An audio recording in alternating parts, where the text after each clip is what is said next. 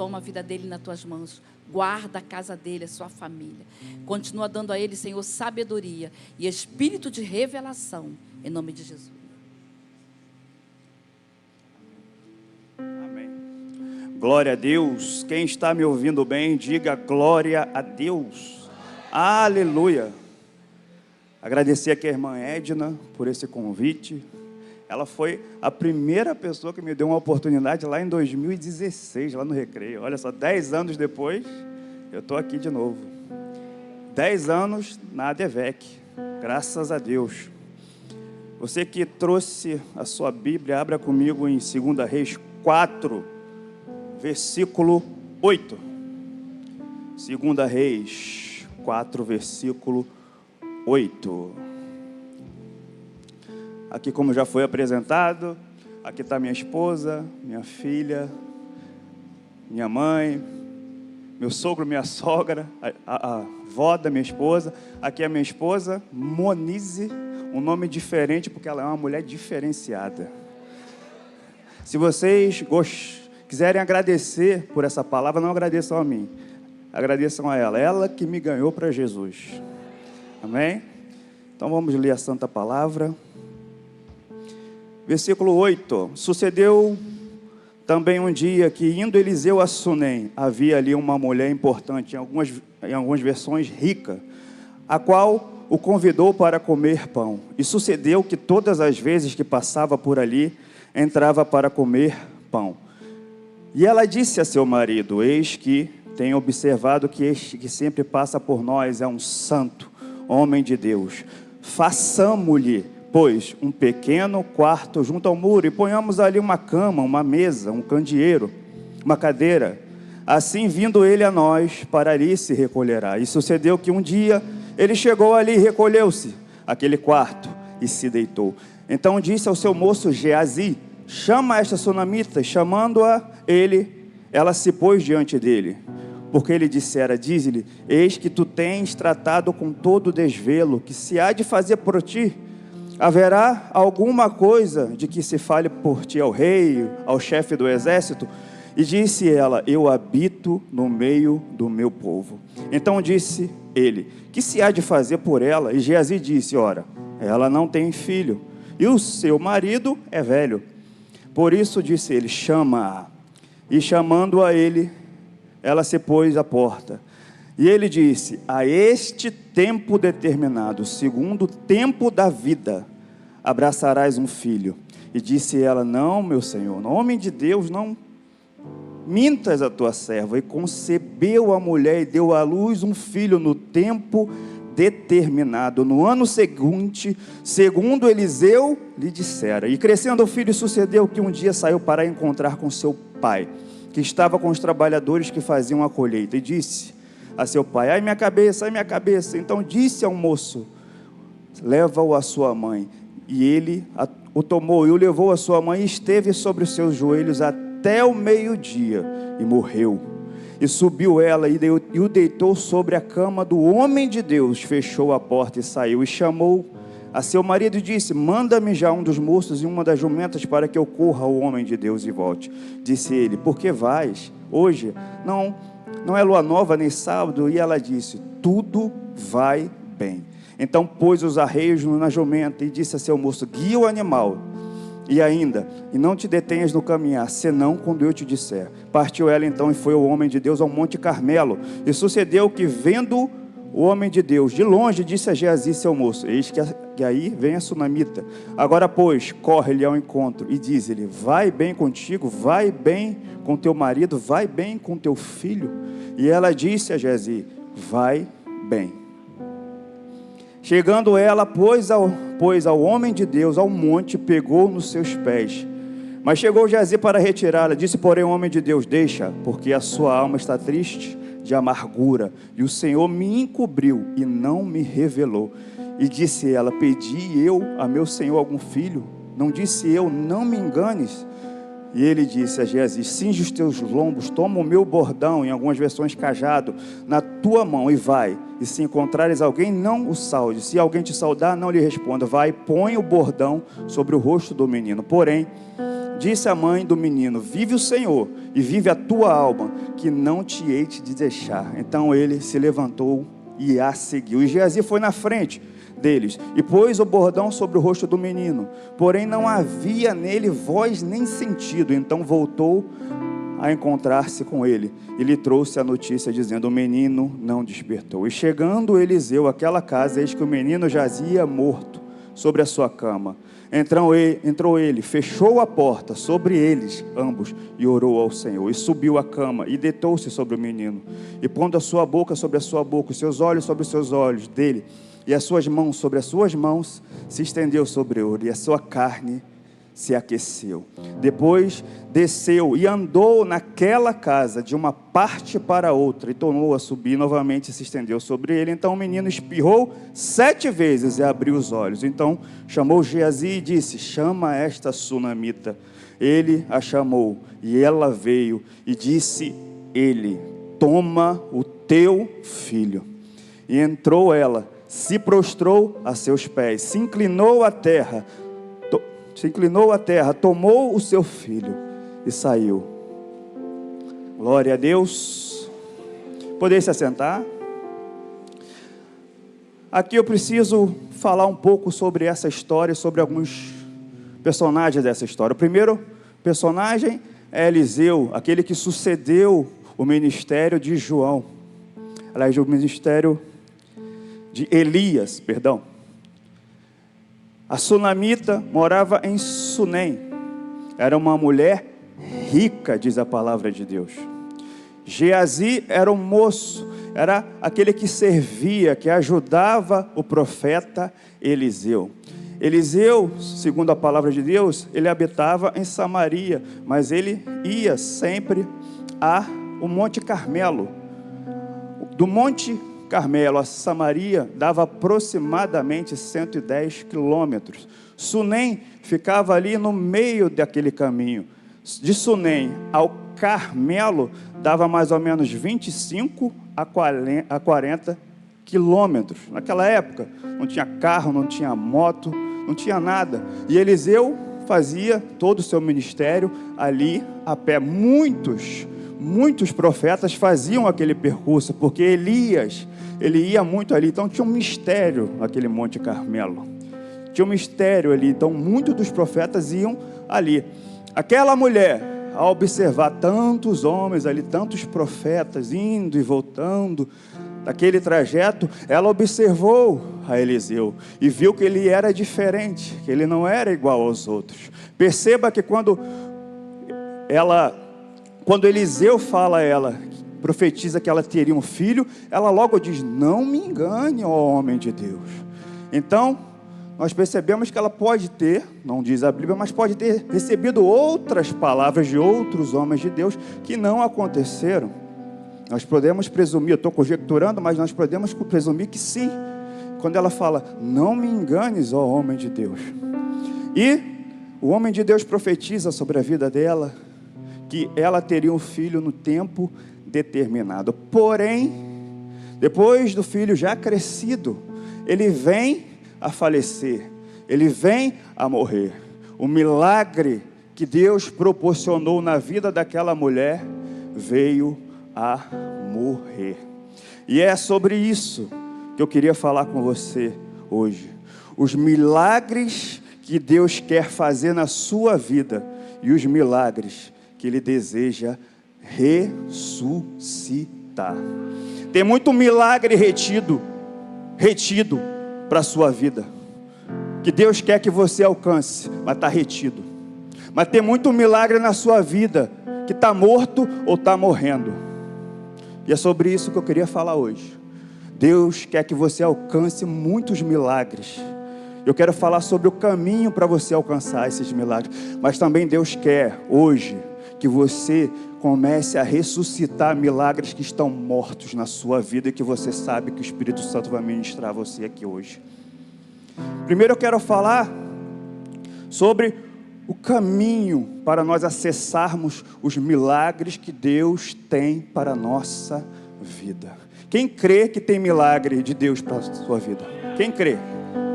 Eu creio que tem muito milagre ainda para a minha vida, para a vida da minha família, para nós conquistarmos, para nós alcançarmos.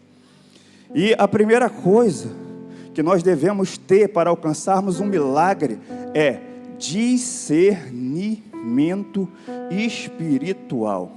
Aquela mulher, quando percebeu que aquele homem não era um homem qualquer, não era qualquer homem, ela insistiu, diz a palavra, para ele comer pão com ela. Ela insistiu. Eliseu, provavelmente nas primeiras vezes, ele falou: não quero, só quero ir lá no Carmelo adorar e voltar. Mas ela insistiu porque ela via algo diferente naquele homem. Ela queria, porque o profeta ali, ele representava também a presença de Deus, a autoridade de Deus, a revelação de Deus. Então ela reconheceu isso nele. Então, a primeira coisa que nós devemos ter para alcançar os milagres de Deus na nossa vida é discernimento espiritual. Eu quero profetizar na sua vida aqui hoje. Levanta a mão quem crê para receber aqui hoje. Acabou o tempo da cegueira espiritual na sua vida. Você vai começar a discernir o espírito que está por detrás de cada pessoa. Assim como a sunamita, você vai investir o seu tempo, você vai investir suas finanças, você vai investir seus talentos no lugar certo, na pessoa certa. Não vai haver engano, não vai haver tempo perdido. Tem milagre de Deus para a sua vida, mas o primeiro passo é você estar no ambiente certo, no lugar certo e recebendo as palavras certas. Deus está te dando hoje e agora discernimento. Quem recebe, dá um glória a Deus e um aleluia, e manifesta a sua fé aqui nesse lugar. Aleluia. Segunda coisa, para nós alcançarmos os milagres de Deus na nossa vida, aquela mulher, ela era uma mulher temente a Deus. Ela tinha discernimento, mas ao mesmo tempo ela tinha temor. Porque não adianta só você ter discernimento, mas não ter temor. Pois se você não tem temor, você descumpre princípios. E quem descumpre princípios não alcança milagres. Deixa eu repetir. Quem descumpre princípios não alcança milagre. Então não basta só ter discernimento. Aquela mulher, ela tinha temor. Perceba, quando ela quer construir um quarto para aquele profeta, para Eliseu, ela era uma mulher rica. Então percebe-se que ela detinha ali o poder financeiro da casa, mas mesmo assim ela se sujeitou a seu marido. Ela não chegou falando: eu vou fazer porque o dinheiro é meu. Não, ela chegou para o marido e perguntou para ele. Por quê? Porque isso é um princípio. Submissão, mulher, é princípio. O mundo de hoje, que tanto esse feminismo dos infernos tenta quebrar esse princípio, se submeter a uma autoridade, não é vergonha, é princípio. Eu que sou obreiro, diácono, eu me submeto à minha liderança, ao meu pastor. Isso é um princípio. Jesus se submeteu. Quem sou eu? Quem é você? Para não se sujeitar também. Ela não quebra um princípio. Ela pergunta ao seu marido: ei, vamos, não sou eu sozinha não, eu e você, nós somos um. Vamos construir? Eu percebi que ele é um santo homem de Deus. Vamos construir aqui um pequeno quarto de tijolos para ele merece. Esforçado, meu Deus do céu, 110 quilômetros na canela, Jesus, 25 quilômetros. Ela fala com seu esposo antes de fazer alguma coisa. Então, ela é uma mulher que teme a Deus. Não adianta só ter o discernimento, você precisa ter temor, obediência à palavra de Deus. E olha o que o temor trouxe para a vida daquela casa, para a vida daquela família. Versículo 11: sucedeu que um dia ele chegou ali e recolheu-se àquele quarto e se deitou. Olha o que o temor, olha o que o cumprimento de princípios trouxe para aquela casa. O profeta foi e ficou ali. Olha, o profeta não foi logo de primeira não. A Bíblia fala que em um dia ele foi lá e ficou. Ele deve ter observado aquela família. Ele não ia ficar na casa de qualquer família. O temor atraiu a presença do profeta. a presença do ungido na casa. E eu quero profetizar aqui, nessa manhã, que o teu temor vai atrair a presença de Deus para a tua casa, vai atrair a presença de Deus para a tua vida. O quarto ficava na entrada, entrada fala de proteção, fala de guarda. O temor do Senhor na tua vida vai atrair a proteção de Deus sobre a tua vida, vai atrair a proteção do Senhor para a tua casa. Salmo 121:8, o Senhor guardará a tua entrada e a tua saída, desde agora e para sempre. O temor de Deus atrai a presença de Deus para a tua casa. Aleluia. Terceiro, olha o que a palavra de Deus diz, no versículo 10, a mulher fala: façamos-lhes, pois, um pequeno quarto junto ao muro, e ali ponhamos uma cama, uma mesa, um candeeiro, uma cadeira. Perceba, é um pequeno quarto. A Bíblia faz questão de falar, era pequeno. E nós muitas das vezes não damos a importância e o valor para as coisas pequenas. O nosso Deus é tão grande que Ele não precisa manifestar o seu poder na nossa vida com coisa grande, não. É uma coisa pequena, é um pequeno quarto, é um pequeno negócio, é uma pequena oportunidade, é um pequeno trabalho, que Deus vai manifestar a glória dEle na tua vida. Não precisa ser estrondoso, não precisa ser grandioso, não, às vezes é pequeno. Não, meu Deus, não dê oportunidade ao inimigo de fazer você não reconhecer as oportunidades que Deus tem na sua vida. É nas coisas pequenas que Deus realiza coisas extraordinárias na sua vida. Gideão só precisou de 300 homens para vencer um exército de mais de 20.000 homens. É nas coisas pequenas que Deus vai glorificar o nome dEle na sua vida. É nesse pequeno negócio, é nesse pequeno trabalho. Talvez nesse pequeno trabalho na igreja que você talvez ache pequeno, mas não, Deus vai manifestar a glória dEle na tua vida. É aí que você vai fazer a diferença na vida das pessoas. É nessa pequena coisa. Não despreze as pequenas coisas. O trabalho é simples, a casa é simples, a igreja pode ser simples, o ministério não é famoso, mas é homem de Deus que está ali, é mulher de Deus que está ali. Então ele é grande diante de Deus, diante dos céus. Aleluia. Quarta coisa, aonde a presença de Deus estiver habitando, o milagre e a bênção serão uma consequência. Fala para o seu vizinho que está aí do seu lado: aonde a presença de Deus estiver habitando, o milagre e a bênção vai ser uma consequência. Perceba que aquela mulher, ela não pediu nada ao profeta. O profeta mesmo: você quer que eu fale ao rei? Você quer que eu fale ao comandante do exército? Ela falou: eu vivo bem no meio do meu povo. Ela nem pediu a bênção, o milagre veio até ela por causa do discernimento, do temor, da honra que ela levou ao ministério de Eliseu. E eu quero profetizar aqui na sua vida hoje, nessa manhã, você não vai precisar nem pedir, vai haver milagres, e vão haver bênçãos que vão alcançar a sua vida, que você nem pediu. Elas vão alcançar por causa do teu temor, do teu discernimento, da tua devoção, da tua entrega, do teu compromisso. O favor de Deus vai alcançar a tua vida, tua casa, tua família, sem você nem mesmo pedir. Eu declaro em nome de Jesus que pessoas aqui vão viver coisas que nem pediram, nem pensaram, nem sonharam, de acordo com o poder de Deus que atua na sua vida. Quem crê, recebe essa palavra em nome de Jesus. Dá um glória a Deus, dá um aleluia.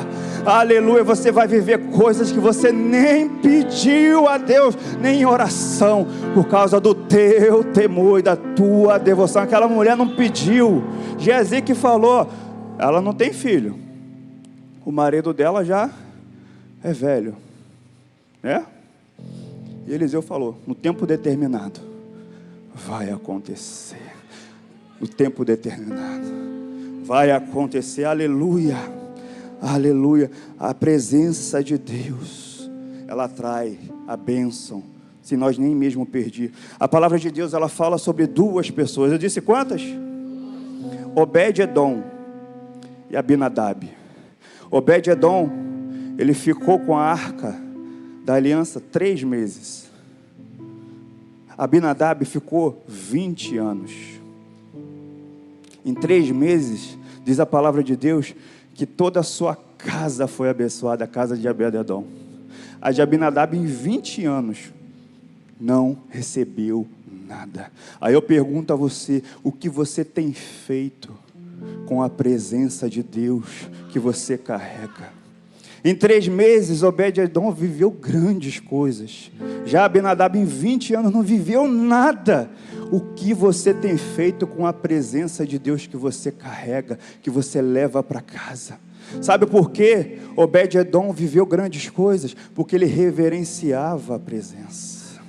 Ele honrava a presença que estava na casa dele. Não era qualquer coisa, não era, ele não chegava em casa. Você tem que entender isso. A presença de Deus que está aqui, que está em você, tem que ser levada lá para a sua casa.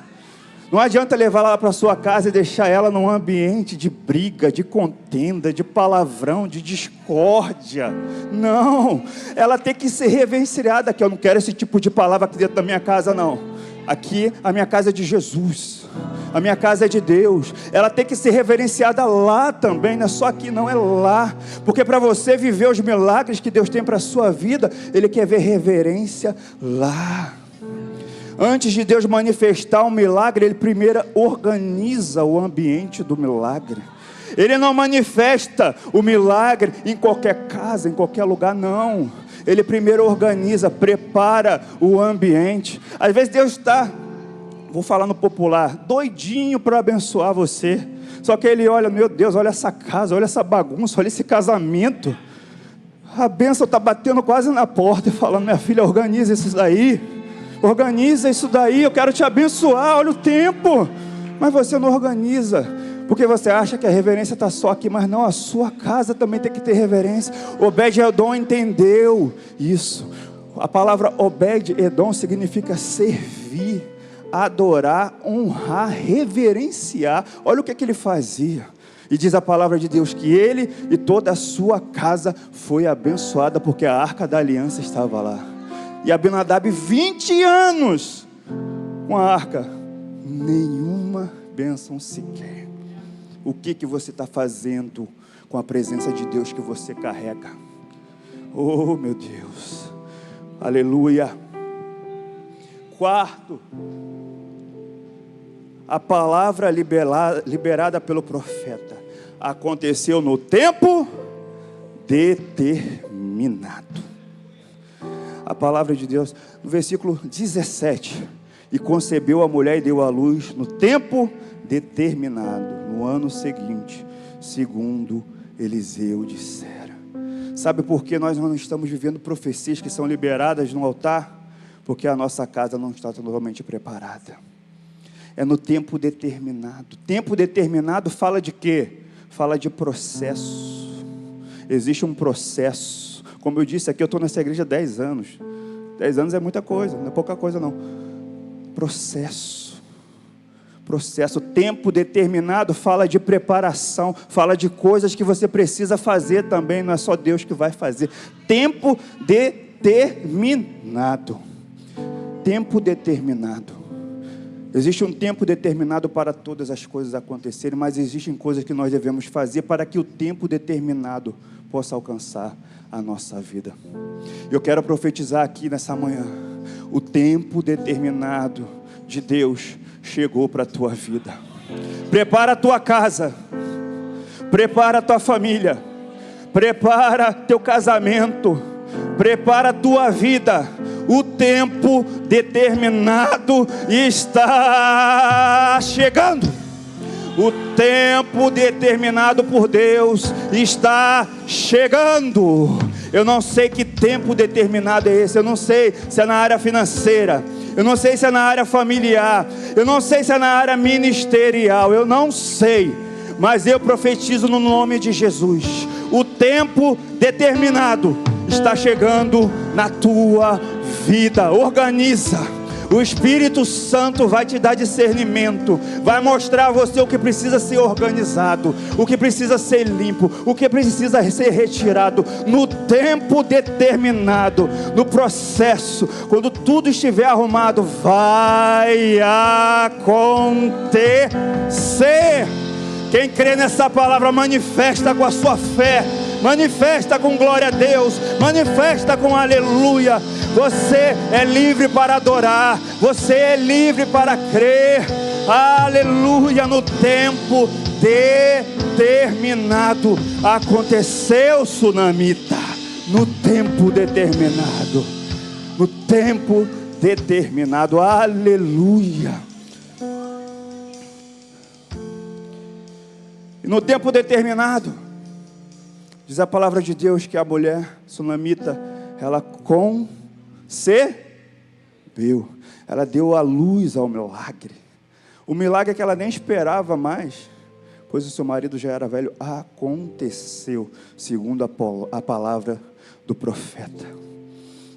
Só que, diz a palavra de Deus que o menino cresceu, e foi ajudar o seu pai, e ele passou mal. Alguns estudiosos falam que ele morreu de insolação. E diz a palavra de Deus que levaram aquele menino até a sua mãe, e ela ficou no colo dela. Ele ficou no colo dela até o meio-dia, e então morreu. O milagre que ela nem esperava mais receber aconteceu, e simplesmente morreu. Não morreu em qualquer lugar, não morreu sem ela ver, não morreu sem ela perceber, morreu no seu colo. Ela sentiu a vida saindo daquela criança, do seu milagre ali nas suas pernas. E eu quero pregar aqui para você hoje, que milagre de Deus está morrendo na sua vida, e você está sentindo, você está vendo morrer e não está fazendo nada.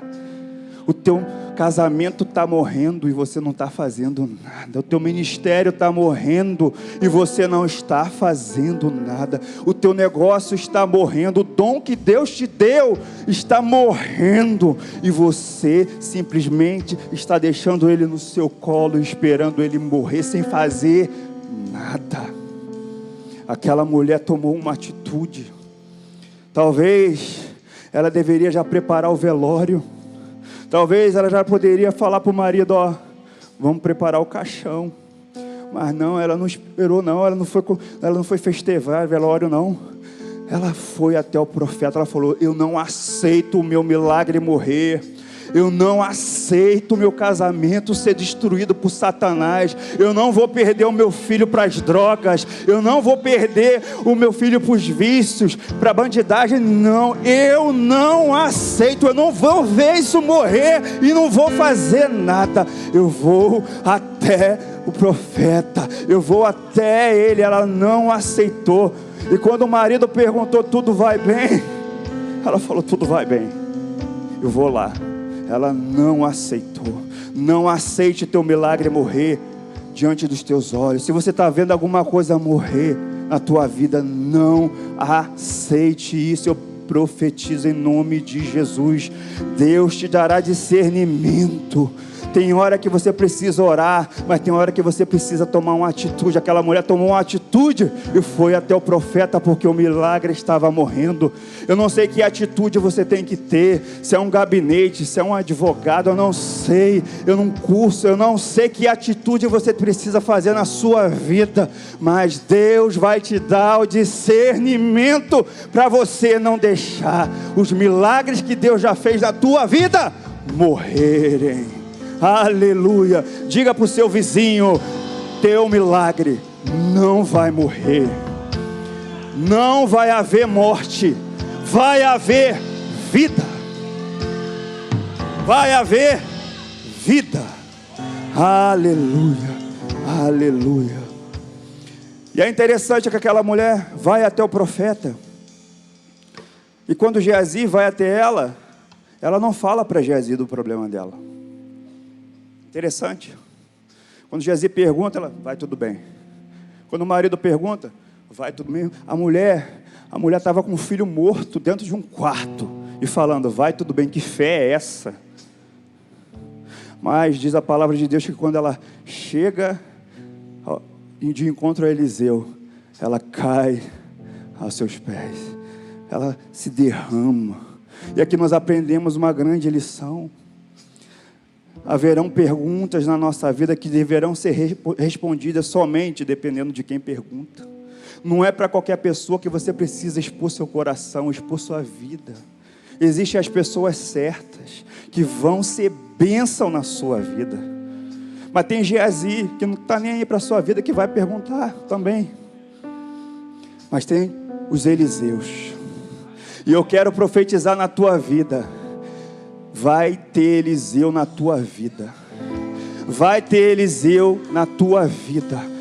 Não vai ter Geazi não na tua vida. Vai ter Eliseu, gente que você vai poder falar e que vai te dar uma orientação, um conselho, uma direção, uma palavra, e as coisas vão mudar na tua vida.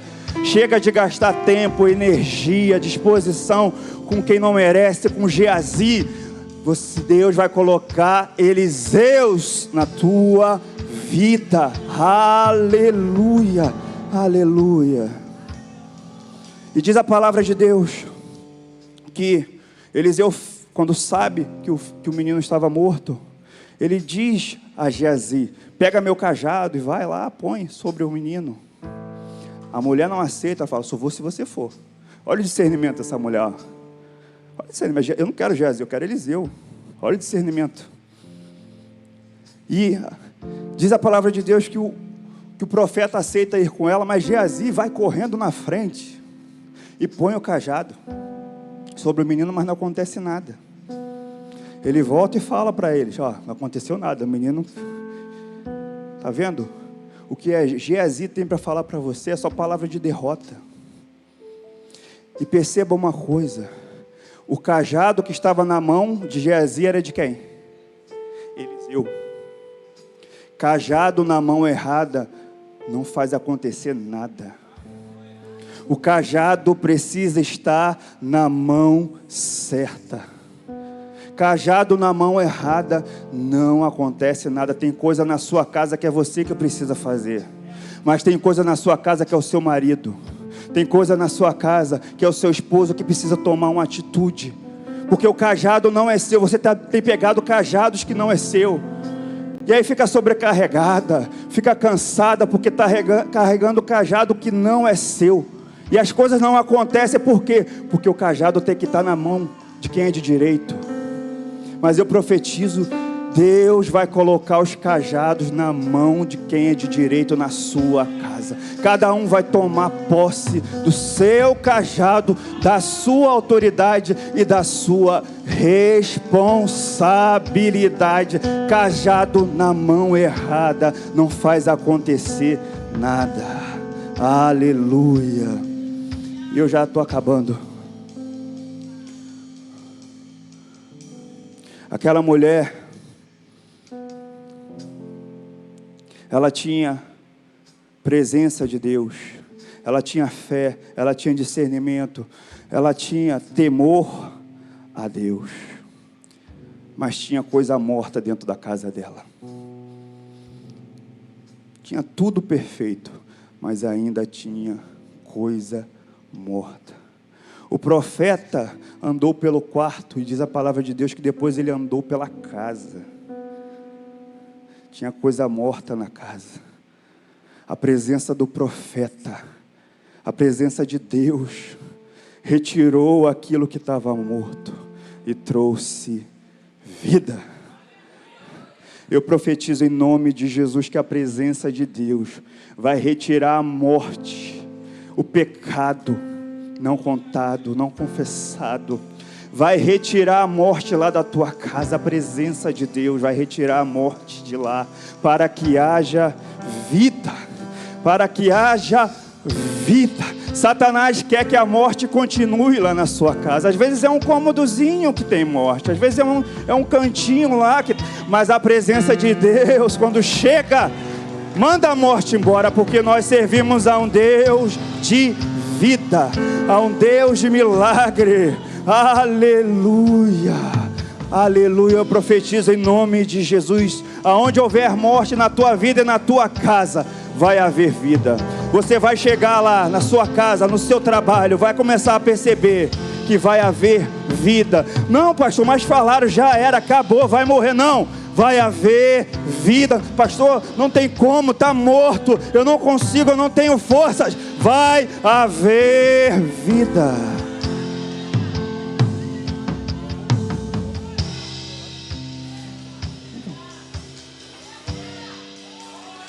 Aleluia. Eu queria terminar